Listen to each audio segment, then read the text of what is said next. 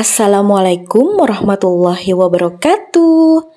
Nah, kebetulan di Masjid Al-Maghfirah, masjid dekat rumahku, ini ngundang Umi Pipi Dian Irawati yang akan mengisi materi dengan tema meneladani akhlak Rasulullah. Karena deket, jadi aku tinggal jalan kaki deh. Nah, ini kebetulan suasananya ya, udah rame pada kumpul. Disambut juga dengan musik hadroh, dan kebetulan memang gak aku nyalain ya musiknya, takutnya aku kena klaim dari pihak YouTube.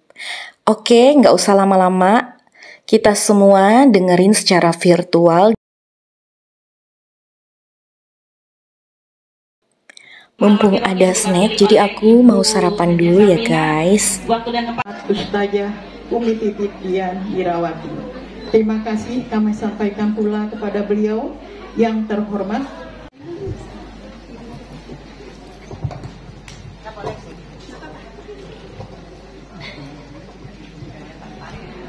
Bismillahirrahmanirrahim. Assalamualaikum warahmatullahi wabarakatuh.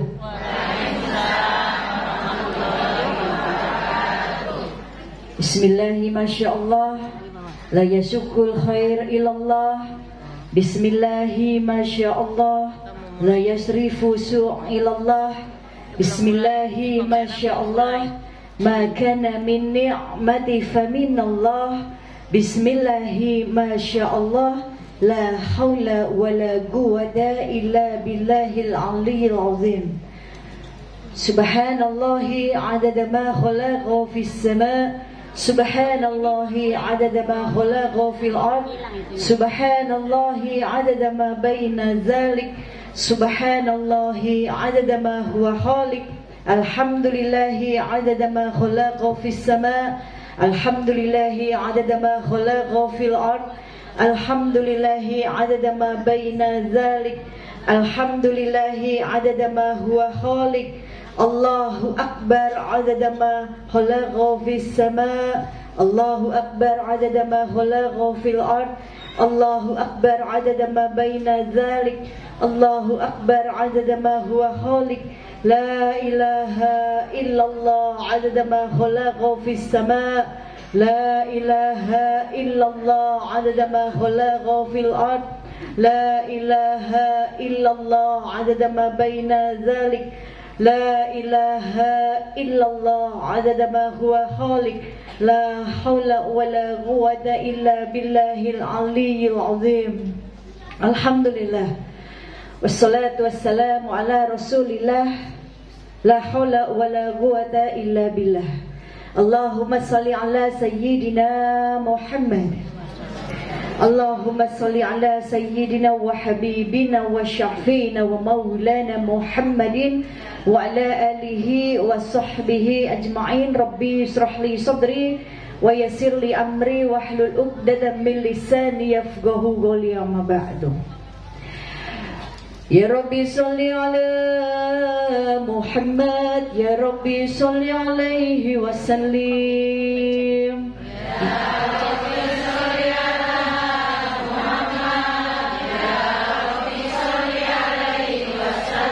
Ya Rabbi salli ala Muhammad, ya Rabbi salli alaihi wa sallim. Ya Rabbi salli ala Muhammad, ya Rabbi salli alaihi wa sallim. Ya Rabbi salli ala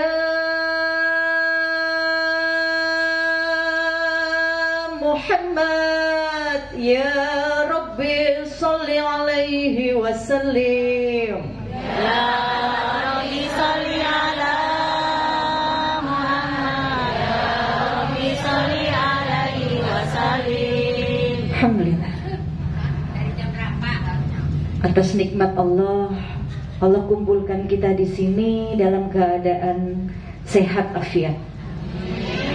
Dan Allah kumpulkan dalam sebaik-baik perkumpulan. Perkumpulan yang dipenuhi oleh cucuran rahmat Allah Subhanahu wa ta'ala. Kalau walaupun kita nggak bisa melihat bagaimana cucuran rahmat Allah pagi ini, ya, di tempat ini. Kalau orang bisa melihat, ya, seandainya manusia itu bisa melihat cucuran rahmat yang turun, yang Allah berikan, maka semua orang akan rela merangkak untuk hadir di majelis. Karena majelis itu tempat turunnya rahmat Allah Subhanahu wa ta'ala. Bahkan Rasulullah Sallallahu Alaihi Wasallam mengatakan, bergembiralah kalian saat kalian melewati taman surga, dan bergembiralah kalian saat kalian bisa duduk di taman surga. Ada yang bertanya, ya Rasulullah, yang dimaksud taman surga itu apa? Majelis zikir, di mana orang-orangnya yang di dalamnya mengingat Allah Subhanahu wa ta'ala, berzikir kepada Allah Subhanahu wa ta'ala, mengingat Allah Subhanahu wa ta'ala, maka itulah taman surga. Sebelum kita masuk pintu surganya, harus melewati tamannya dulu, Bu. Gak bisa kita langsung masuk pintu surganya Allah, gak bisa. Ada perantaranya. Ada perantaranya.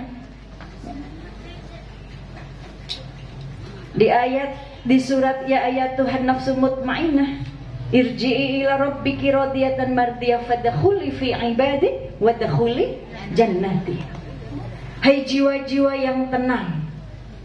Kalau kita melihat ayat ini, hai jiwa-jiwa yang tenang, orang-orang yang hadir di majelis pasti jiwanya tenang. Di rumah banyak masalah, sumpek hati, ya, pikirannya, maka saat hadir majelis tenang jiwanya. Hai jiwa-jiwa yang tenang, kata Allah, kembalilah kepadaku dengan hati yang selamat, yang diridhoi, hati yang selamat, qalbun salim. Orang yang hadir di majelis insya Allah hatinya tenang semuanya. Karena diajak apa? Diajak berzikir, diajak mengingat Allah. Karena hanya mengingat Allah hati menjadi tenang. Alladzina amanu wa tatma'innul qulubuhum bizikrillah. Mereka orang-orang yang hatinya tenang hanya mengingat Allah. Kalau ingat masalahnya hati nggak akan tenang. Ingat ujiannya hati nggak akan tenang. Ingat suami nggak akan tenang. Ingat anak nggak akan tenang. Tapi saat ingat Allah, kita dibikin tenang hati. Maka di majelis adalah taman surga, kata Rasulullah. Kenapa? Karena orang-orangnya diajak untuk mengingat Allah Subhanahu wa ta'ala. Maka tenang, ya Tuhan nafsul mutmainnah, wahai jiwa-jiwa yang tenang, kata Allah, kembalilah kepadaku. Kembali kepada Allah ini, di rumahnya Allah, di majelis, kembali kepadaku, membawa hati yang tenang, hati yang selamat, qalbun salim. Dan masuklah bersama golongan hamba-hambaku, bersama orang-orang yang soleh. Kita baik sangka yang ada di majelis itu orang-orang soleh semuanya. Setidaknya kalau kita belum jadi orang soleh, kita dekati orang soleh supaya kita ikut-ikutan soleh. Ikut-ikutan soleh gak apa-apa daripada ikut-ikutan yang lainnya, kan gitu. Setidaknya kita akan jadi orang soleh, kan gitu, di majelis. Masuklah bersama golongan hamba-hambaku. Lalu kata Allah di ayat terakhir, dan masuklah ke dalam surgaku. Surganya ditaruh di akhir, Bu. Sebelum surganya, masuklah bersama golongan hamba-hambaku, kan gitu. Golongan hamba-hamba yang mana? Yang soleh pastinya. Karena masuk pintu surganya Allah harus ada perantaranya itu tadi. Saat kita dekat dengan orang soleh, kita berkumpul dengan orang-orang soleh, pastikan kita diajak untuk taat, diajak untuk kenal Allah. Maka dari kita taat, dari kita mengenal Allah itulah hingga membuahkan amal-amal saleh yang lainnya. Dan inilah yang menjadi perantara kita bisa masuk pintu surganya Allah. Ini maksud ayat ini. Jadi masuk surga, masuk pintu surga, enggak langsung masuk pintu surga, enggak langsung, harus ada perantaranya. Yang dimaksud dengan ayat tadi itu, ya, ada perantaranya untuk masuk pintu surganya Allah. Surganya ditaruh di belakang, ya. Masuklah bersama golongan hamba-hambaku, kan gitu. Berarti harus ada perantaranya. Nah, majelis ilmu itu adalah perantara kita untuk ngecas iman kita, Dengan iman kita semakin taat kepada Allah, semakin mau beramal soleh. Walaupun imannya manusia ini naik turun. Betul nggak? Kalau imannya lagi kenceng banget, sholat duha aja dia 12 rakaat dia kerjain. Tapi kalau imannya lagi turun 2 rakaat juga males. Betul apa betul?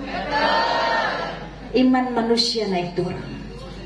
Maka majelis inilah tempat kita, tempat yang terbaik kita untuk ngecas iman kita, ya, untuk kita semakin kenal sama Allah, untuk kita semakin bertakwa kepada Allah. Majelis perantaranya taman surga. Ibu-ibu kalau mau masuk rumah,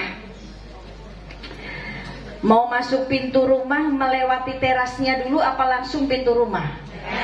Teras. Begitu juga mau ke pintu surganya Allah, yang kita lewati taman surganya dulu. Dan taman surga di dunia ini adalah majelis ilmu, majelis taman surga. Maka kata Rasulullah, bergembiralah saat kalian bisa duduk di majelis. Kenapa? Karena curahan rahmat Allah ini turun. Tetapi satu hal yang harus diingat, saat kita hadir di majelis, luruskan niat, tasihun niat, perbaiki niat kita, ya, supaya keluar dari majelis itu Allah kasih hidayah sama kita, supaya keluar dari majelis ini Allah ampuni dosa kita. Gak lain gak bukan, keluar dari majelis bukan kita bawa berkat, ya, tapi keluar dari majelis kita bawa kantong berkat yang luar biasa, yaitu apa? Hidayah dan rahmat Allah. Allah ampuni dosa kita. Maka harus diluruskan niatnya.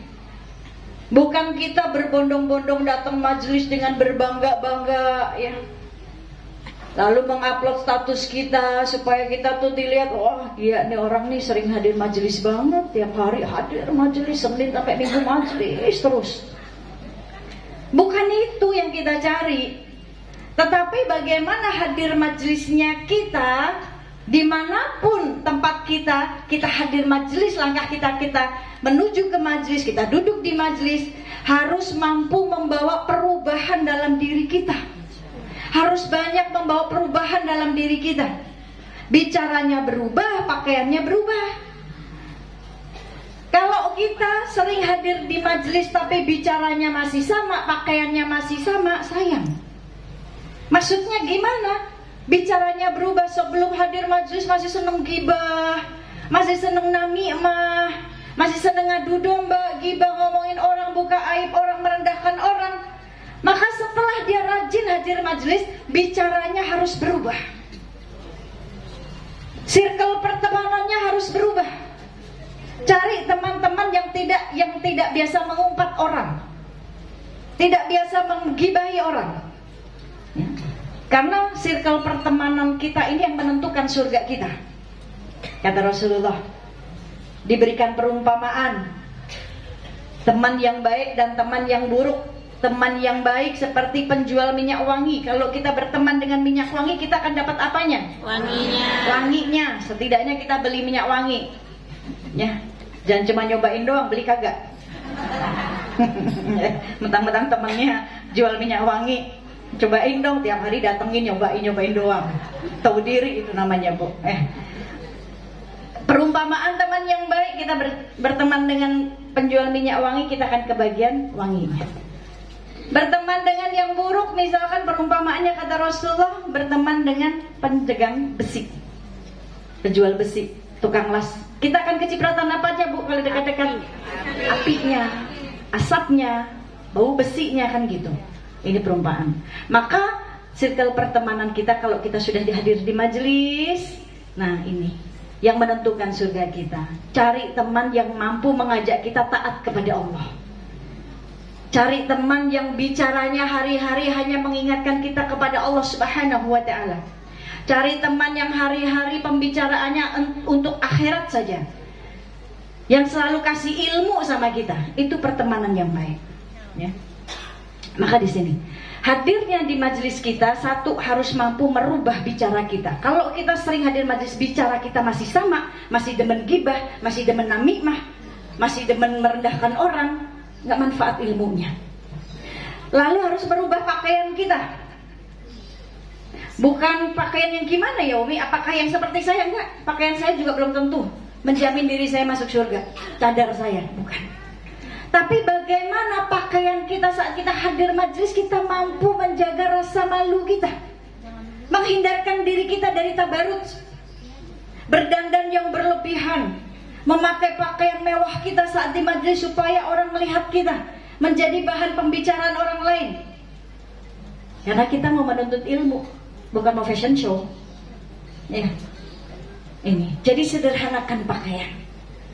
Harus mampu menjadi pakaian kita ini menjadi sebaik-baik pakaian takwa kita kepada Allah Subhanahu wa taala. Menjadikan pakaian kita sebagai diri muslimah, ya, mempunyai rasa malu, mencontoh, meneladani akhlak Sayyidah Fatimah yang menjadi penghulunya kita, pemimpinnya kita nanti di surga, yaitu beliau Sayyidah Fatimah, putri Rasulullah sallallahu alaihi wasallam. Menjadi pakaian ibadah kita supaya kita dijuluki, mendapat julukan seperti beliau. Beliau itu mendapat julukan Al-Batul. Sayyidah Fatimah mendapat julukan Al-Batul. Apa itu Al-Batul? Wanita yang tidak pernah berhenti beribadah. Ya. Pakaiannya menjadi sebaik-baik pakaian takwa. Ibadah habli minallah, habli minanasnya jalan. Semua urusan rumah tangga dia kerjain, ditunaikan dalam ibadah, ya. Dan selalu beribadah kepada Allah. Semuanya ngurus anak ibadah, pekerjaan menggulung gandum dia jadikan ibadah, ya. Dan pakaiannya ibu-ibu tahu. Kenapa kita harus mencontoh Sayyidah Fatimah putri Rasulullah yang menjadi kelak kita ini bakalan dipimpin oleh beliau ke surga. Rugi buat manusia, buat para wanita. Di dunia kita nggak pernah melihat kecantikannya Sayyidah Fatimah. Jangan sampai nanti kita nggak satu barisan bersama beliau, rugi. Ya, karena beliau yang memimpin kita nanti di surga. Ya, kalau pemimpin umat Rasulullah, pemimpin wanita Sayyidah Fatimah putri Rasulullah Sallallahu Alaihi Wasallam. Beliau mendapatkan gelar Az-Zahra. Apa itu Az-Zahra? Ya, yang bercahaya. Saat beliau sholat sunnah, Bu, saat beliau di pagi hari sholat sunnah, maka dari sholatnya ini memancarkan cahaya hingga ke kamar-kamar para tetangga masyarakat di situ. Cahayanya, masya Allah. Ya, maka teladani kita sebagai ummahat, kita sebagai muslimah, teladani. Maka ini luruskan niat saat kita hadir majelis, jangan sampai kita menjadi fitnah buat orang lain. Karena wanita itu sumber fitnah. Kalau kita tahu kita sebagai sumber fitnah, jaga hal ini. Pakaian yang kita pakai harus mampu menundukkan pandangan kita, ya, harus mampu menjaga, memunculkan rasa malu kita. Bukan bermewah-mewahan dalam majelis, tidak. Kalau mau bermewah-mewahan saat kondangan saja, ya, karena acara pernikahan. Kalau majelis jangan. Sayyidah Fatimah, Bu, putri yang tercinta, yang dicintai oleh Rasulullah, yang tidak pernah dilihat oleh laki-laki yang bukan mahramnya, ya, yang tidak pernah melihat laki-laki yang bukan mahramnya terkecuali ayah dan suaminya. Suatu ketika saat Rasulullah Sallallahu Alaihi Wasallam sedang mengajar di majelis, dan saat itu Rasulullah ingat ayat Allah di situ menerangkan bahwa semua manusia nanti akan berjalan di atas api jahanam. Semua manusia akan berjalan di atas api jahanam. Lalu Rasulullah menangis dan mengingat, apakah ini termasuk dengan umatku nanti? Tangis Rasulullah, ingat kita, Bu. Hingga tangisannya gak ada yang bisa menghentikan tangisan Rasulullah. Sayyidina Umar gak bisa menghentikan. Bahkan Sayyidina Umar pun menangis. Sayyidina Abu Bakar Siddiq gak bisa menghentikan tangisan Rasulullah. Hingga Sayyidina Abu Bakar Siddiq pun menangis. Gak ada yang bisa menghentikan, terkecuali yang bisa menghentikan tangisan ayahnya. Tangisan Rasulullah adalah putrinya, yaitu Sayyidah Fatimah. Maka Sayyidina Ali, menantu Rasulullah, suami Sayyidah Fatimah, pulang menemui istrinya. Wahai istriku Fatimah, ayahmu sedang menangis. Putrinya Sayyidah Fatimah tidak pernah bisa mendengar ayahnya ini sedih, mendengar ayahnya menangis. Maka beliau langsung buru-buru mendatangi ayahnya. Hanya engkau yang bisa menghentikan tangisan ayahmu. Maka beliau pergi menemui ayahnya, masuk ke majlis. Saat beliau Sayyidah Fatimah masuk ke majelis, seluruh mata memandang kehadiran beliau. Dan seluruh yang hadir saat itu bertakbir, Allahu Akbar, serentak mereka bertakbir. Lalu mereka menangis. Pertanyaannya, apa yang menyebabkan seluruh orang yang berada di masjid tersebut bertakbir dan menangis? Apa yang menyebabkan saat melihat Sayyidah Fatimah? Apakah melihat sosok kecantikannya Fatimah? Enggak. Sayyidah Fatimah begitu hebatnya menutupi kulitnya hingga matanya saja tak terlihat, tertutup sama sekali. Tidak ada yang bisa melihat wajahnya, kecantikannya seperti apa. Apakah terlihat auratnya? Tidak. Beliau sangat-sangat luar biasa untuk menutupi seluruh auratnya. Lalu apa yang menyebabkan mereka bertakbir? Karena mereka tidak pernah melihat sosok Sayyidah Fatimah selama berpuluh-puluh tahun. Apa yang menyebabkan mereka melihat dan menangis bertakbir? Karena pakaiannya putri tercinta Rasulullah SAW.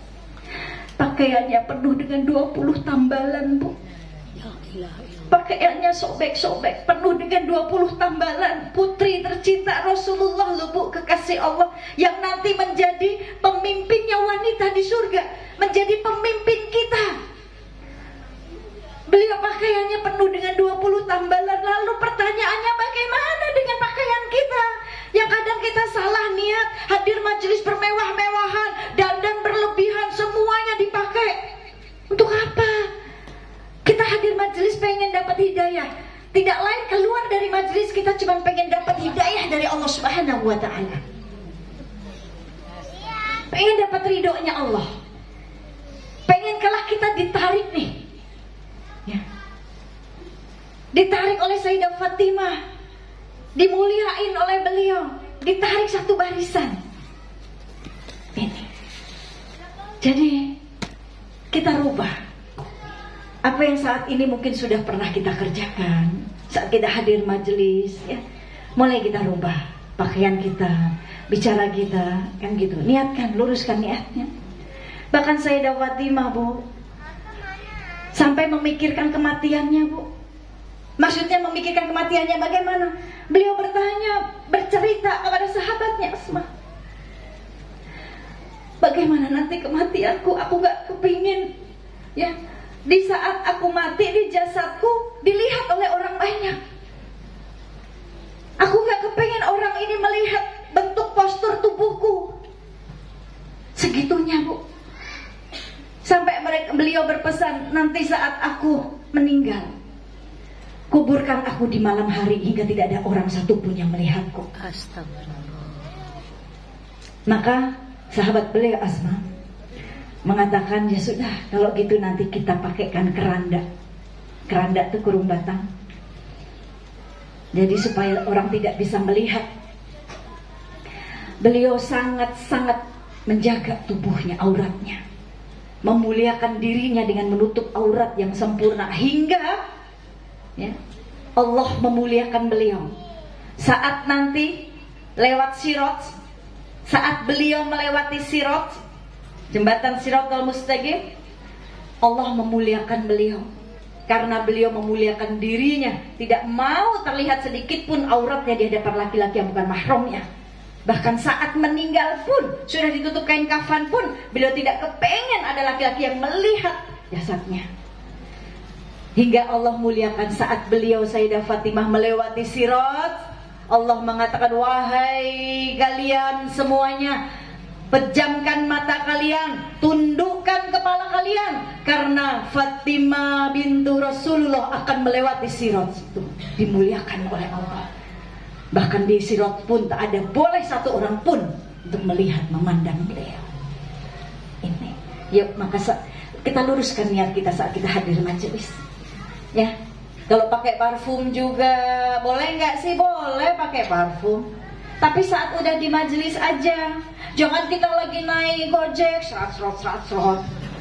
Yang nyium tukang Gojeknya lagi zina sama tukang Gojek. Na'udzubillah min dzalik. Lagi naik angkot, naik Grab, lewat serat. Supirnya yang nyium, ya gitu. Boleh pakai Umi, boleh kalau udah duduk di majelis. Supaya apa? Yang duduk di sebelah kita juga kecium wanginya, nggak kecium bau keringat kita. Zolim kita lagi ngaji, orang sebelah kita nggak betah sama kita. Nah, olesin sedikit, nggak apa-apa. Jangan di depan laki-laki kita sudah tampak wanginya. Nah itu, ini yang hal-hal yang sepertinya harus kita jaga. Alhamdulillah, semoga Allah perbaiki niat kita, ya. Semoga Allah perbaiki iman kita, ya. Kita dihidupkan dengan iman, dimatikan membawa iman, dibangkitkan di surga, dibangkitkan nanti dengan iman dan dimasukkan oleh Allah Subhanahu Wa Taala membawa iman. Alhamdulillah, salawat dan salam untuk kekasih Allah baginda Nabi Muhammad Sallallahu Alaihi Wasallam. Kita mau membicarakan akhlak beliau. Kita mau meneladani akhlak beliau, ya. Kita tahu akhlak beliau ini seperti Al-Quran yang berjalan. Sayyidah Aisyah, istri beliau, pernah ditanya bagaimana akhlak Rasulullah Sallallahu Alaihi Wasallam. Maka Sayyidah Aisyah balik bertanya kepada orang yang bertanya tadi, apakah kamu sering baca Al-Quran? Iya. Maka itulah akhlak Rasulullah, jawab Aisyah. Ya, jawab Aisyah bahwa itulah akhlak Rasulullah. Bahkan Allah Subhanahu Wa Taala, ya, dalam surat Al-Ghalam ayat 4, Allah memuji Rasulullah Sallallahu Alaihi Wasallam. Boleh kalau yang pada buka Quran, boleh dibawa Qurannya, boleh dibuka. Di surat Al-Ghalam ayat 4, Allah memuji akhlak Rasulullah Sallallahu Alaihi Wasallam. Wa innaka la'ala khuluqil azim. Ya. Dan sesungguhnya, apa isinya di sini? Dan sesungguhnya engkau benar-benar, ya, berakhlak yang mulia, budi pekerti yang luhur. Allah saja memuji akhlaknya Rasulullah Sallallahu Alaihi Wasallam. Ya. Bahkan Allah beribadah, Bu. Apa bentuk ibadahnya Allah kepada baginda Nabi Muhammad Sallallahu Alaihi Wasallam? Ibadah yang ringan, langsung dicontohkan oleh Allah, langsung dipraktekkan oleh Allah. Apa bentuk ibadahnya, Bu? Kalau sholat Allah nggak praktekkan. Allah praktekkan nggak sholat? Enggak. Saking Allah memuji akhlak Rasulullah di surat Al-Ghalam tadi ayat 4, ya. Allah mempraktekkan ibadah, mencontohkan ibadah yang ringan, tapi langsung dicontohkan oleh Allah. Ibadah yang ringan, tapi pahalanya luar biasa. Apa bentuk ibadahnya, Bu? Innallaha wa malaikatahu yusalluna 'alan nabi. Sesungguhnya Allah dan para malaikat bersolawat kepada Nabi. Berarti ini ibadah langsung dicontohkan oleh Allah Subhanahu Wa Taala. Bahkan Allah meminta, mengajak kita semuanya. Ya ayyuhalladzina amanu, hai orang-orang yang beriman, kata Allah, sallu alaihi wasallimu taslima. Maka bersolawatlah kalian kepada Nabi. Ini solawat. Orang yang sering bersolawat itu, Bu, ya, hati kolbunya ini tenang, berzikir, bersolawat, ya, dan semuanya akan dimudahkan oleh Allah. Ini orang-orang yang sering bersolawat, ya. Kita susah, gak punya uang, sulit ekonomi, minta sama Allah yang ngasih rezeki dengan bersolawat.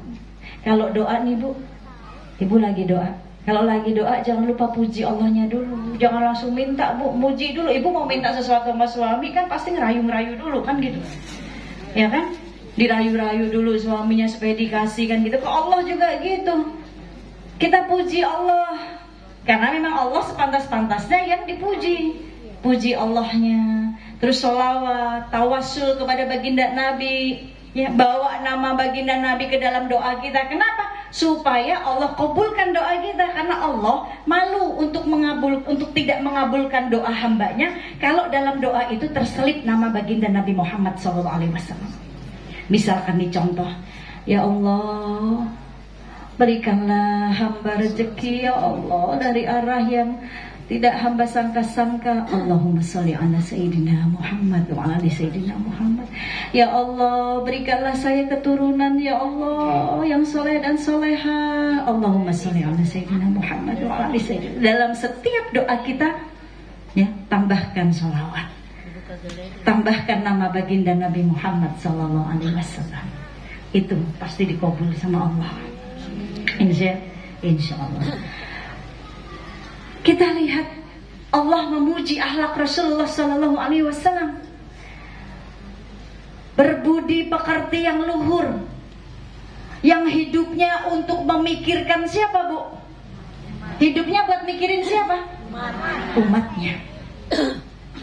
Hartanya dihabiskan untuk siapa, Bu? Umatnya. Di jalan Allah. Waktunya, ya, hidupnya, hartanya dihabiskan untuk umatnya. Semua untuk umatnya. Bahkan sakaratul mautnya siapa yang dipanggil, Bu? Umatnya. Segitu cintanya beliau sama kita. Bahkan nanti di yaumil mahsyar, di saat suami lari dari istrinya, Ibu, nanti di yaumil mahsyar kita bakalan dibangkitkan semua, baik laki-laki baik perempuan, dalam keadaan telanjang satu sama lain. Dan keadaan di yaumil mahsyar sejengkal di atas kepala kita. Matahari sejengkal di atas kepala kita. Panas luar biasa. Bahkan saat ada wanita yang mengandung melahirkan di situ, di yaumil mahsyar dia melahirkan anak yang dia lahirkan, dia akan jadikan pijakan kakinya. Itu keadaan nanti harahuru yaumil mahsyar, di mana seorang suami lari dari istrinya, istri lari dari suaminya, anak lari dari orang tuanya, orang tua lari dari anaknya, pemimpin lari dari umatnya. Kenapa? Mereka sering berlarian satu sama lain, nafsi-nafsi. Seorang suami lari dari istrinya, dia takut dimintai pertanggungjawaban saat dia sebagai seorang suami. Istri lari dari suaminya, dia takut dituntut oleh suaminya, lari dari pertanggungjawabannya. Anak lari dari orang tuanya, dia takut dimintai tanggung jawabnya sebagai seorang anak. Orang tua lari dari anaknya, sama. Semuanya nafsi-nafsi, sendiri-sendiri. Nabi Musa, Nabi Isa, semua minta di bawah naungannya baginda Nabi Muhammad SAW. Bahkan semua nabi pun nafsi-nafsi. Ya Rabbi, nafsi-nafsi, ya Rabbi, nafsi-nafsi kami sendiri-sendiri. Semua sibuk sendiri-sendiri, Bu. Suami gak cari istrinya, bahkan lari dari istrinya. Kenapa? Takut dituntut saat itu oleh istrinya. Istri lari dari suaminya, nafsi-nafsi gak cariin suaminya. Saat itu takut dituntut oleh suaminya. Kan gitu, semua sering nuntut. Tetapi kita punya baginda Nabi Muhammad SAW. Di yaumil mahsyar saat semuanya sibuk dengan dirinya sendiri-sendiri, beliau sibuk untuk kita. Beliau sujud, menangis, memohon dalam doanya. Beliau sujud. Apa yang beliau minta? Ya Allah, tolong umatku. Mereka ketakutan, mereka kepanasan, kehausan. Selamatkan umatku ya Allah, ampuni dosa umatku ya Allah. Ini yang beliau minta. Bahkan Allah sampai segan karena baginda Nabi Muhammad kekasihnya ini sujud. Allah segan, Allah meminta malaikat Jibril, suruh Muhammad bangun, suruh aku akan ngampuni. Gak cuma sampai di sini, Bu, beliau memohon menyelamatkan kita. Nanti di singgasananya Allah Subhanahu wa taala, Allah sudah sediakan kursi. Kursi untuk para nabi dudukin. Para nabi sudah duduk di kursinya masing-masing. Tetapi kursi beliau ini kosong. Kursi baginda Nabi kosong. Kemana beliau? Beliau ada di mizan. Ibu-ibu tahu mizan? Timbangan. Ngapain beliau di situ, Bu? Sedangkan para nabi sudah duduk di kursinya masing-masing di singgasananya Allah. Kenapa beliau gak duduk aja di kursinya? Beliau malah ada di mizan. Ngapain? Negosiasi sama Allah buat kita. Saat umatnya ditimbang, banyak amal buruknya, beliau nolongin kita, Bu. Ini umatku ya Allah, tolongin, nyelamatin kita di mizan. Karena kita sering sholawat, cinta sholawat, sering hadiahin sholawat untuk beliau, kan gitu. Kita ditolong, ya.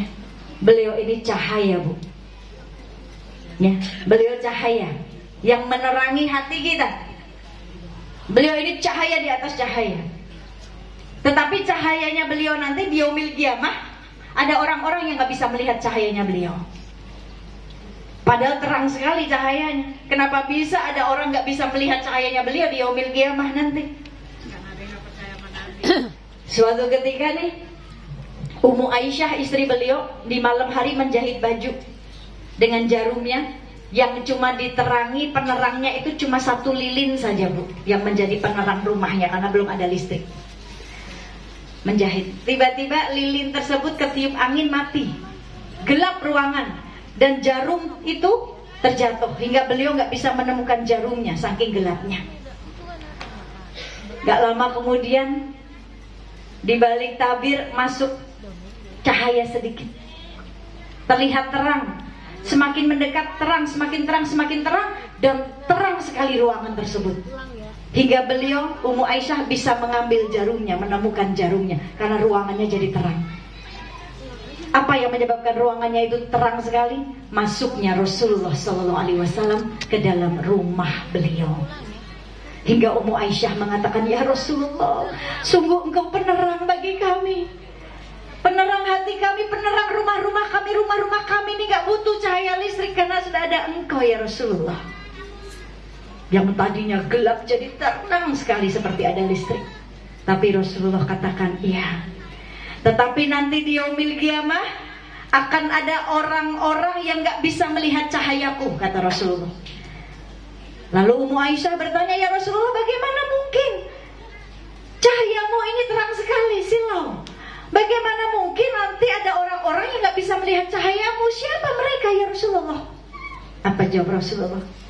Nanti di yaumil qiyamah orang-orang yang gak bisa melihatku ini adalah orang-orang yang pelit. Pelit di sini bukan pelit sedekahnya, bukan pelit hartanya, Bu. Orang-orang yang pelit yang seperti apa Rasulullah? Di saat namaku disebutkan, dia tidak menjawab salamku. Ini orang-orang yang pelit, yang kelak di yaumil qiyamah tidak mendapatkan cahayanya Rasulullah SAW. Maksudnya gimana sih, Bu? Di saat kita dengar nama baginda Nabi disebutkan, terus kita nggak menjawab salam. Gimana maksudnya? Saat ibu dengar nama disebutkan nama beliau baginda Nabi Muhammad, kita langsung nyaut, jawab salam. Ini termasuk orang-orang yang nggak pelit, kan gitu. Jangan kita diem aja, ya. Ungkapin, jawab salamnya. Ibu ada yang jawab salam nih, misalkan Assalamualaikum. Di rumah nih Bu, ini ketok Assalamualaikum. Ibu tahu ibu ada di rumah, tapi ibu diem aja, ya kan gitu. Atau teman kita lagi nyapa Assalamualaikum, kitanya diem. Ini sombong banget nih orang, kan gitu ya. Gitu. Jadi saat disebutkan namanya, kita jawab dengan salam. Maka ini beliau cahaya. Lalu bagaimana kita meneladani akhlaknya? Masya Allah. Akhlak beliau yang pertama, Bu, tawadu. Apa itu tawadu? Rendah hati. Ya, tawadu, rendah hati. Kita rendah hati, Bu, tapi jangan sampai kita merendahkan. Rendah hati tapi tidak merendahkan. Tidak merendahkan diri kita sendiri juga. Kita rendah hati tapi jangan sampai kita merendahkan diri kita juga. Maksudnya gimana? Di hadapan manusia kita ngemis banget, berharap banget sama manusia, minta banget dikasihani manusia. Bu, itu kita merendahkan diri kita.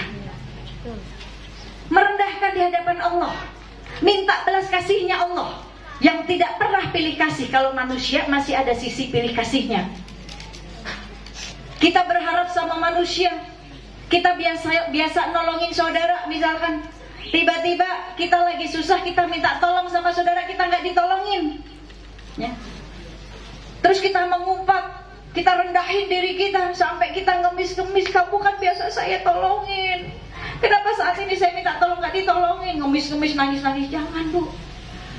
Kita rendah hati boleh, tapi jangan sampai sifat rendah hatinya kita merendahkan diri kita sendiri. Kalau mau merendahkan, merendah di hadapan Allah. Karena memang itu sepatutnya sifat hamba kepada Tuhannya, merendah, bahwa kita manusia yang punya dosa. Siapa di sini yang nggak punya dosa? Angkat tangan, saya kasih hadiah. Semua punya dosa ya Bu ya. Tapi kenapa kita sibuk dengan dosa orang lain kalau kita punya dosa? Kenapa kita masih sibuk sama dosa orang lain? Kita nggak disuruh nyatetin dosa orang Bu. Kita nggak disuruh nilai dosa orang. Mereka udah ada yang nyatet. Allah sudah tugaskan malaikat pencatat amal baik, pencatat amal buruk buat nyatetin dosa-dosa kita, amal-amal buruk kita. Tapi kita tugasnya buat nyatetin, ngingetin dosa kita sendiri, buat nyatetin dosa kita sendiri, buat ngerubah diri kita sendiri. Ini tugas kita. Tugas orang lain udah ada malaikat, nggak perlu repot-repot Bu, dosa kita aja banyak. Dosa itu ibarat pakaian kotor Bu. Ibu-ibu di rumah punya cucian kotor numpuk nih, mesin cuci rusak, nggak ada pembantu, aduh puyeng banget melihatnya, sumpek. Terus tetangga punya cucian kotor, ibu mau ngambil cucian kotor tetangga, rajin bener. Ya Bu, cucian kotor kita numpuk aja kita sumpek banget. Ya, kerjaan terbengkalai, mesin cuci rusak, yang harusnya kita bisa ngaji, ini cucian kagak kelar-kelar. Ibu masih mau rajin banget ngambil cucian kotor tetangga. Itu ibarat dosa kita seperti cucian kotor. Kalau cucian kotor di rumah numpuk, ya udah selesaiin sampai bersih. Kalau dosa kita aja udah banyak, ngapain kita ngambil dosa orang lain? Bersihin sendiri dosa kita, rubah diri kita, ya, minta ampun sama Allah, kan gitu. Ini tugasnya kita, ya, untuk melihat dosa kita. Maka sifat tawadu tadi, yang pertama sifatnya yang dimiliki oleh Rasulullah SAW. Rasulullah tidak pernah merendahkan orang lain Bu. Maka kalau kita ngaku umatnya Nabi, cinta sama Nabi, tapi masih merendahkan orang lain, ya berarti cinta kita dusta. Kita nggak meneladani akhlak Nabi. Nabi nggak pernah merendahkan orang. Bahkan kepada orang yang membenci Nabi sekalipun. Ya. Dulu di zaman Rasulullah haters juga udah ada Bu. Kalau sekarang kan julukannya apa? Netizen ya. Di zaman Rasulullah hatersnya udah ada, bahkan hatersnya di depan mata, bayangin. Kalau sekarang kan hatersnya sembunyi di balik handphone dan jempolnya, ya, di dunia maya. Kalau di zaman Rasulullah hatersnya, netizennya sudah ada di depan mata. Bahkan Rasulullah menerima bukan hanya cacian, hinaan, teror fisik, diludahi, dilemparin batu berdarah-darah, ditaruh di punggungnya sebuah kotoran onta. Hatersnya sudah ada, diusir, dikejar-kejar, mau dibunuh. Ini. Tapi apa yang kita ambil, ya, dari sifatnya Rasulullah saat menghadapi orang-orang yang membencinya? Rasulullah tidak pernah merendahkan, bahkan membencinya pun tidak. Karena kalau kebencian dibalas dengan kebencian, hal yang biasa. Kalau keburukan dibalas dengan keburukan, hal yang biasa. Tapi kalau keburukan dibalas dengan kebaikan, ini hal yang luar biasa. Ini yang diajarkan Rasul. Saya akan bercerita kisah Rasul. Di saat ada seorang nenek-nenek Yahudi, setiap hari meludahi Rasulullah SAW. Setiap Rasulullah melewati si nenek tersebut, Rasulullah selalu diludahi oleh nenek itu. Setiap melewat lagi diludahi lagi. Setiap lewat lagi diludahi lagi. Dan suatu hari saat Rasulullah lewat, nenek tersebut gak ada Bu. Rasulullah sedih, kehilangan. Kalau kita gimana Bu? Kita lewat nih rumah tetangga diludahi. Karena emang itu jalan satu-satunya kalau kita keluar. Lewat lagi diludahi lagi. Lewat lagi ludahi lagi. Besok pas lewat itu orang gak ada. Kita gimana Bu? Seneng. Alhamdulillah orangnya gak ada. Begitu dengar orangnya lagi sakit, kita kadang nyukurin. Syukurin lu, kualat loh. Kan gitu ya. Kalau Rasulullah enggak, Bu, sedih. Dicari tahu kemana nenek tersebut. Ya, didatangi oleh Rasulullah cari tahu rumahnya, dan didatangi oleh Rasulullah dibawakan makanan. Ternyata nenek tersebut sedang sakit dan tidak ada orang yang menengoki nenek tersebut. Hingga si nenek tersebut kaget begitu melihat kedatangan Rasulullah. Ya Muhammad, aku ini sudah berlaku buruk kepadamu, tapi kenapa engkau malah datang menjengukku di saat gak ada orang satupun yang menjengukku ya Muhammad? Lalu apa jawab Rasulullah? Karena engkau belum tahu kebenaranku, ya, karena engkau belum kenal denganku, kan gitu. Kan tak kenal maka tak sayang, Bu. Betul nggak? Maka saat itu nenek tersebut malu. Hingga nenek tersebut akhirnya memeluk agama Islam. Asbab apa, Bu? Akhlak Rasulullah SAW. Maka kan Rasulullah itu kan selalu ngajarin kita hal-hal kebaikan.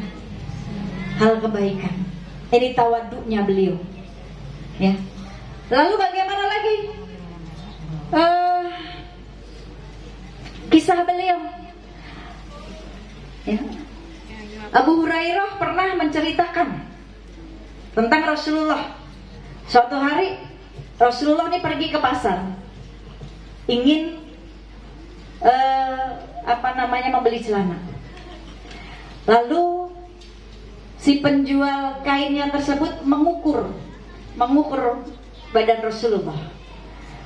Dan karena si penjual itu tahu, ya, yang dia ukur ini adalah Rasulullah, maka beliau mencium tangan Rasulullah.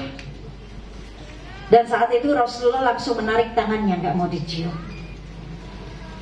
Kenapa ya Rasulullah? Karena aku hamba Allah, aku bukan raja. Ya. Ini yang dikatakan oleh Rasulullah. Dan lalu Rasulullah membawa kain yang sudah tadi dibeli.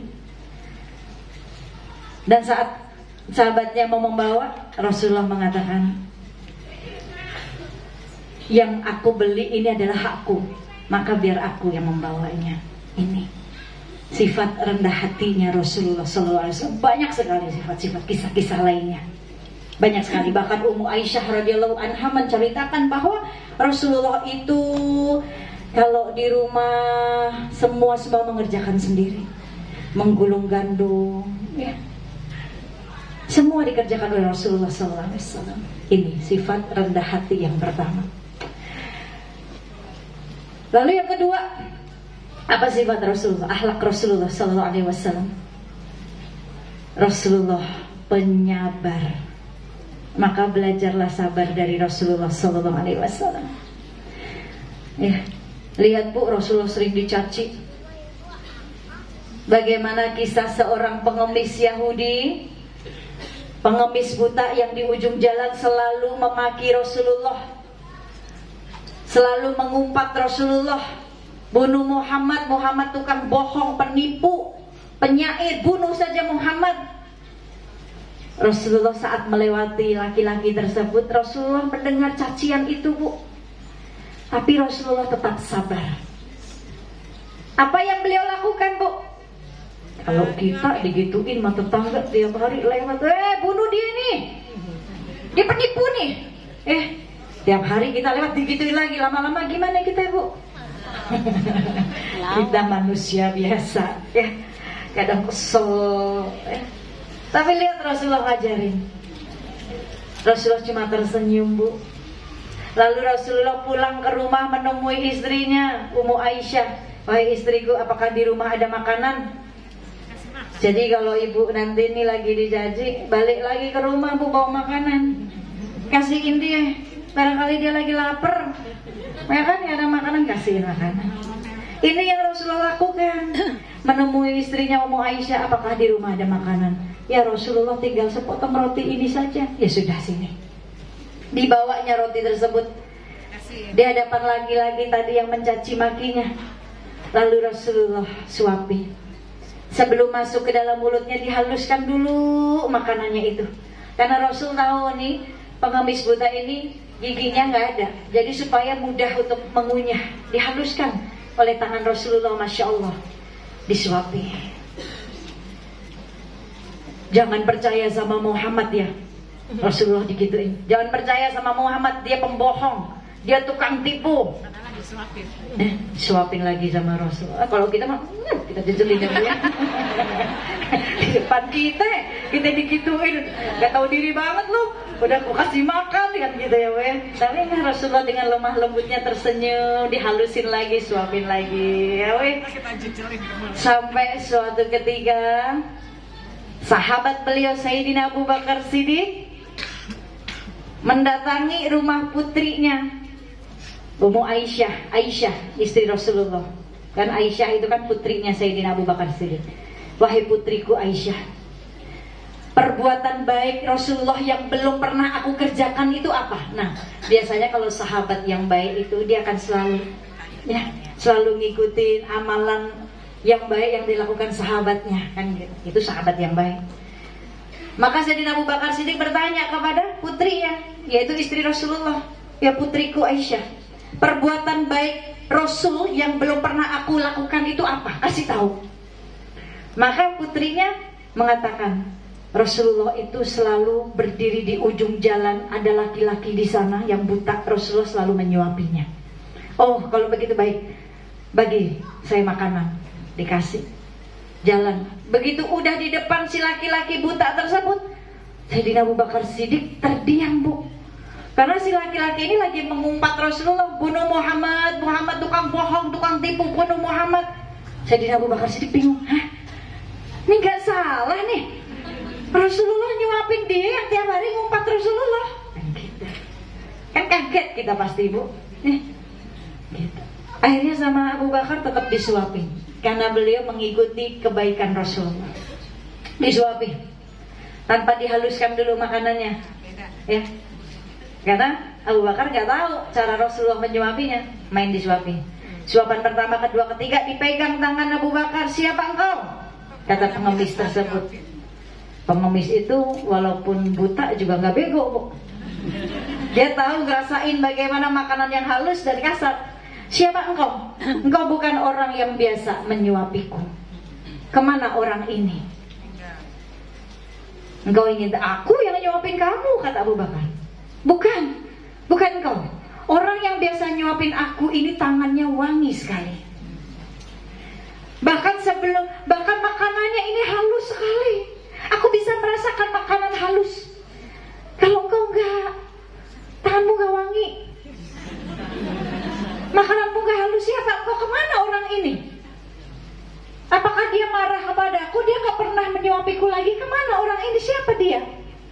Maka Abu Bakar mengatakan, engkau ingin tahu siapa orang tersebut? Dialah Muhammad SAW. Begitu mendengar nama Muhammad, dia terdiam, gemeteran, Bu. Jantungnya berdebar kencang. Dia gak menyangka orang yang dia caci maki setiap hari justru yang berdiri di hadapannya, menyuapinya, menghaluskan makanannya terlebih dahulu sebelum masuk ke dalam mulutnya. Lalu kemana Muhammad? Kemana dia Muhammad? Apakah dia marah kepadaku? Dia gak menyuapiku lagi. Kemana Muhammad? Aku rindu kepada Muhammad. Aku rindu disuapi Muhammad. Kemana dia? Dia sudah meninggal. Semakin menangis, semakin malu dengan dirinya sendiri. Yang akhirnya dia meminta, kalau begitu antarkan aku ke makamnya Muhammad. Aku ingin memeluk agamanya Muhammad. Ini asbab apa, Bu? Akhlak, sabarnya Rasulullah, asbab pribadinya Rasulullah yang menjadi suri tauladan kita, yang menyempurnakan akhlak manusia. Lihat dari akhlaknya seorang pengemis yang selalu mencaci maki, membenci Rasulullah. Rasulullah sempurnakan akhlaknya dengan apa? Dengan kesabaran Rasulullah. Rasulullah nggak bisa memberikan hidayah, Bu. Yang memberikan hidayah Allah Subhanahu wa Ta'ala. Tetapi Rasulullah mampu menjadi pengantar, penyempurna akhlak manusia. menjadi rahmatnya dari Allah Subhanahu wa taala. Allah ini rahmat. Tetapi rahmatnya Allah berikan kepada baginda Nabi Muhammad SAW. Diutusnya baginda Nabi Muhammad SAW untuk menyempurnakan, menyebarkan rahmat ke seluruh alam. Wa ma arsalnaka illa rahmatan lil alamin. Diutuslah Muhammad untuk menyebarkan rahmat Allah Subhanahu wa ta'ala. Sabarnya, kita contoh sabarnya beliau ya. Ini yang kedua, akhlak yang kita contoh. Lalu yang ketiga, bagaimana? Yang pertama tadi tawaddu, lalu kesabaran Rasulullah. Yang ketiga apa, Bu? Beliau selalu memuliakan tetangganya, memuliakan orang lain. Ini, Bu, kalau kita pengen dimuliain Allah, muliain orang lain. Perlakukan orang lain dengan baik ya. Perlakukan orang lain dengan baik, muliain, nanti Allah pun akan memperlakukan kita seperti kita memperlakukan hamba Allah yang lainnya. Kan kita pengen dicintai Allah, cintai hambanya. Kita pengen dicintai Nabi, cintai umatnya. Kita pengen diperlakukan Allah baik, perlakukan hamba Allah dengan baik. Kita pengen dimuliakan Allah, muliakan hamba Allah. Kan gitu. Rasulullah selalu memuliakan orang lain. Ada cerita, Bu, seorang wanita ya, yang dia ingin memberikan anggur kepada Rasulullah SAW. Anggur itu rasanya mungkin si perempuan itu pengennya anggur itu dimakan oleh Rasulullah. Saat memberikan anggur, si wanita yang memberikan anggur itu bersembunyi, Bu ya, bersembunyi di belakang. Tapi Rasulullah tahu kalau wanita yang memberikan anggur ini bersembunyi di belakang. Lalu Rasulullah ya, memuliakan dengan cara apa, Bu? Menghargai perasaan wanita tersebut dengan cara apa? Memakan anggurnya. Karena yang memberikan anggur itu masih mengira-ngira, ini nanti anggur aku dimakan gak ya sama Rasulullah. Kan gitu. Sama Rasul dimakan. Dan Rasul kalau makan anggur enggak dipetik begini, Bu, satu-satu, enggak. Anggur nih langsung digigit dari giginya Rasulullah kalau makan. Anggur segini langsung digigit, ditarik langsung dari giginya Rasulullah. Itu cara makan Rasulullah, makan anggur seperti itu. Dihabiskan sambil tersenyum ya. Sahabatnya ngeliatin aja. Dalam hati sahabat, ini kayaknya anggurnya manis banget nih, sampai Rasulullah lupa sama kita. Karena kebiasaan Rasulullah, kalau Rasulullah punya makanan sedikit tuh dibagi semua rata sama sahabatnya. Rasul nggak pelit, Bu, tapi dimakan semua sama Rasulullah. Sahabat tuh sampai, iya ini kayaknya anggurnya enak banget nih. Rasulullah sampai lupa sama kita. Selesai makan anggur, sahabatnya bertanya, ya Rasulullah, tadi enak banget ya anggurnya ya Rasulullah. Sampai Rasulullah dilupa sama kita. Biasanya suka bagi-bagi sama kita, ini dimakan dihabisin sendiri. Rasulullah bilang, kenapa aku gak bagi buat kalian? Kalian pengen tahu? Anggurnya gak enak banget. Anggurnya asem banget. Sahabat bengong. Kalau aku bagi buat kalian, kalian saat makan anggur ini pasti berubah wajahnya. Bener gak, Bu? Coba kalau kita makan buah yang asam, pasti raut wajah kita berubah. Ya kan? Kadang mata kita begini, atau ya gitu deh. Tapi Rasulullah enggak, makan nih sambil senyum, padahal anggurnya asam banget. Ya sahabat. Dan kalau aku bagikan, kamu tahu anggur ini enggak enak, pasti kamu buang. Kamu tahu apakah kamu bisa menjaga perasaan wanita tersebut yang sedang memberikan anggur? Dia bersembunyi di belakang, dia bersembunyi di depan sana ya. Ini cara menghargai Rasulullah. Saat wanita tersebut melihat anggurnya dihabiskan oleh Rasulullah, wanita tersebut tersenyum senang, padahal tahu anggurnya asam banget. Kan gitu. Ini salah satu sifat Rasulullah, menghargai, memuliakan orang. menjaga perasaannya. Lalu sifat kedua, cerita kedua Bu, kisahnya. Ada seorang wanita bawelnya luar biasa di zaman Rasul. Kalau urusan bawel nyinyir itu udah urusan perempuan deh ya. Ya. Ini perempuan ini nyebelin banget di zaman Nabi. Nyebelin banget. Sampai sahabat nih, ya kalau ketemu si wanita ini mendingan ngehindar deh. Karena pasti ada aja yang diomongin. Suatu ketika sahabat sama Nabi nih sama Rasulullah lagi makan di pinggir jalan, Bu. Ya. Begitu saat lagi makan duduk di pinggir jalan, dari jauh ngelihat, waduh, perempuan itu tuh. Jangan sampai aja tuh orang perempuan itu ngelihat kita nih lagi di sini, ngelihat Rasulullah. Maka mereka sengaja nutupin, duduk. Delalah begitu deket, masih tahu aja. Rasulullah makan di sini kagak ngajak-ngajak. Gitu. Ya akhirnya mau nggak mau semuanya ngelihat dia, kan gitu. Terus sahabat udah mulai kesel. Aneh mau dong, itu makanannya. Makan sendiri aja, kata tuh wanita. Akhirnya Rasulullah bilang sama sahabat, kasihin, bungkusin buat dia. Dikasih. Segini aja nih, gak mau ah. Minta lagi, Bu. Kata Rasulullah, kata sahabat, lah, udah ambil, bersyukur. Enggak, masih mau lagi. Kata Rasul, ya udah, bungkusin semuanya, kasihin. Tapi ya Rasulullah, udah kasihin. Udah dikasih semua tuh, Bu. Ya, dikasihin lagi. Enggak, aneh masih mau lagi. Ini udah enggak ada, Wan. Kata sahabat, udah habis semuanya buat ente. Itu yang punya Rasulullah masih ada. Tinggal satu suapan dan itu udah dikunyah sama Rasulullah, Bu. Udah enggak ada, Wan. Yang punya Rasulullah juga udah habis, udah ente masuk. Ini aneh mau yang ada di mulutnya Rasulullah. Kata perempuan tersebut, Bu. Ya, aneh mau yang ada di mulutnya Rasulullah.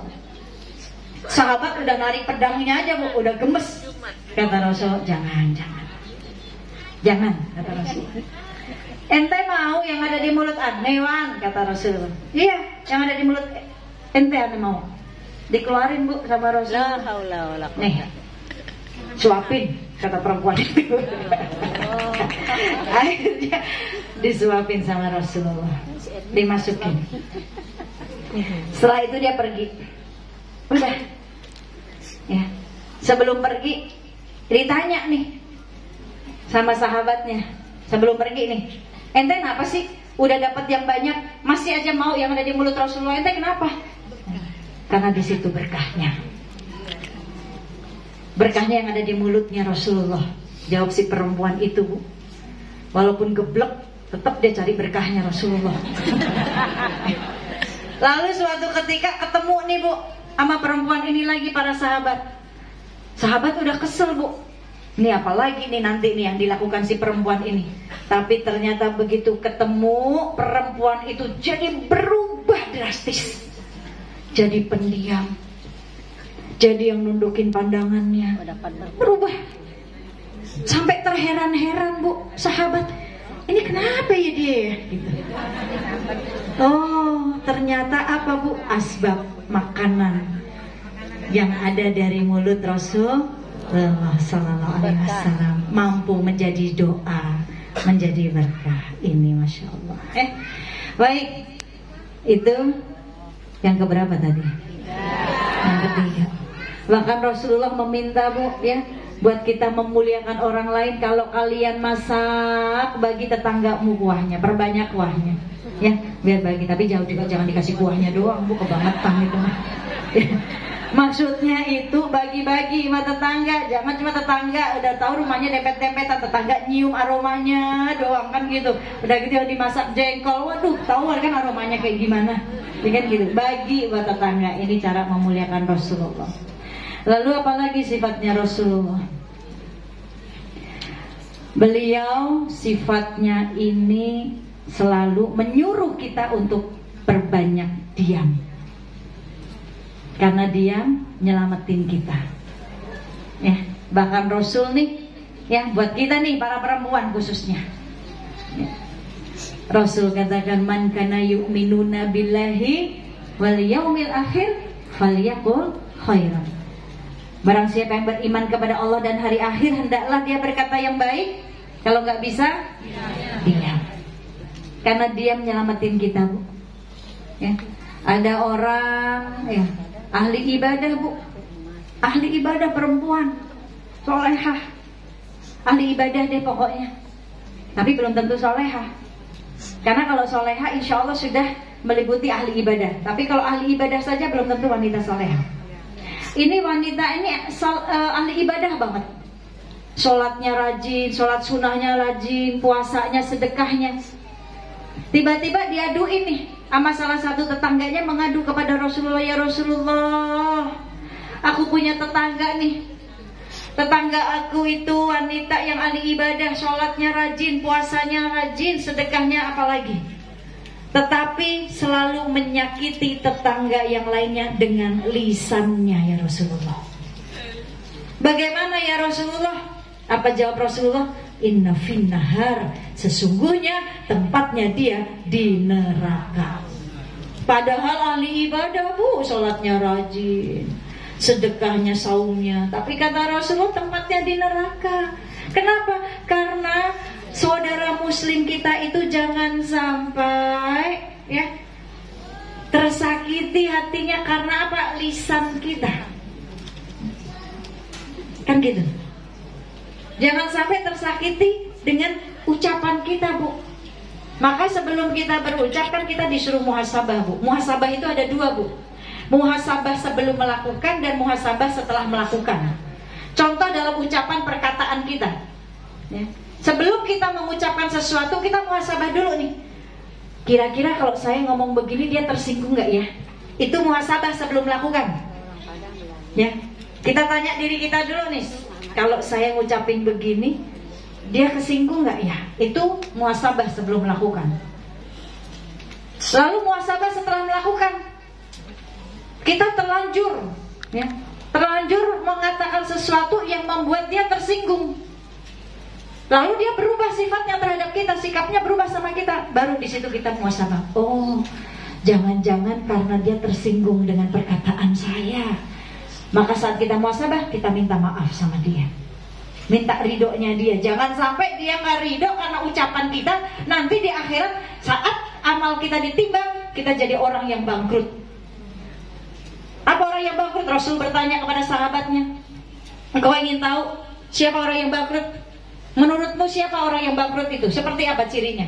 Sahabat bertanya, ya yang gak punya harta ya Rasulullah, yang bangkrut perniagaannya ya Rasulullah. Bukan itu, tapi bangkrut amal solehnya. Nanti saat ditimbang ya, ditimbang amalnya ya, ada orang yang ngadu gak ridho atas ucapannya, ya Allah, jangan ditimbang dulu amalan si fulan, ya Allah saya gak ridho. Sewaktu di dunia dia menyakiti hati saya dengan ucapannya, dengan lisannya, saya gak ridho ya Allah, saya gak ridho. Maka kata Allah, bersihkan amal sholatnya, puasanya, sedekahnya, bersihin, kasih ke dia nih, orang yang gak ridho tadi. Bersih, Bu, amalannya. Terus ada lagi tetangga lain lagi yang ngadu juga. Iya, saya juga mau ngadu ya Allah, saya juga gak ridho, saya juga pernah tersakiti hati saya dengan ucapan dia, dengan lisan dia. Malaikat bersihin pahalanya. Ya Allah, ini pahalanya udah habis semua, udah diambil sama yang tadi.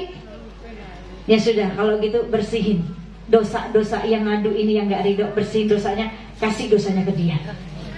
Nauzubillah min. Udah bersih amalnya, bawa dosa orang. Itu nauzubillah min dzalik. Ya, maka kata Rasulullah, berkata yang baik, kalau nggak bisa diam. Karena saat kita berkata yang tidak baik, lalu perkataan itu menyinggung hati saudara kita, maka Allah seret kita, masukkan ke dalam api neraka selama 70 tahun lamanya. Hadis muttafaqun alaihi. Naudzubillah min. Nah ini Rasul menyuruh kita berkata yang baik. Kenapa? Karena Di neraka banyak sekali penghuninya kaum perempuan. Kenapa? Karena perempuan salah satunya nggak bisa jaga lisannya. Nggak bisa jaga lisannya. Ini yang banyak menyebabkan kaum perempuan ini masuk menjadi penghuni neraka. Salah satu nggak bisa jaga lisan, yang kedua karena kufur. Maka ada orang yang bertanya, ya Rasulullah, kenapa kami menjadi penghuni terbanyak? Apakah kami kufur kepada Allah?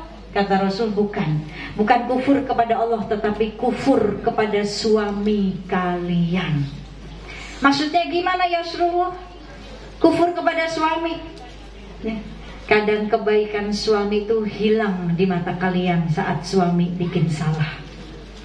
100 kebaikannya hilang karena satu kesalahan. Itu yang kufur. Apalagi sampai ngomong, selama nikah sama kamu gak pernah bisa bahagiain aku. Ya Allah, kufurnya tuh istri. Ya Bu ya, dia lupa waktu akad nikah, si calon suami ini mengambil tanggung jawab dari ayahnya, dari ayah perempuannya. Sebelum dinikahi, semua tanggung jawabnya anak perempuannya, ayahnya yang bertanggung jawab. Tetapi saat dinikahi, semua tanggung jawabnya jadi tanggung jawab suaminya. Maka cari tiket surga ini pada diri suami. Cari ridhonya, Bu. Ya. Karena apa-apa yang dilakukan istri akan jadi tanggung jawab suami. Istri keluar gak pakai jilbab, suami yang bertanggung jawab. Ya. Tapi kalau suami melakukan apapun, istri gak perlu tanggung jawab. Itu langsung suami berhadapan dengan Allah. Kenapa? Karena suami menjadi pemimpin. Langsung suami dengan Allah tanggung jawabnya. Kalau istri, tanggung jawabnya suami. Maka jangan dibebani suaminya. Makasih buat kalian yang udah nonton secara virtual. Tunggu video-video aku selanjutnya ya. Wassalamualaikum warahmatullahi wabarakatuh.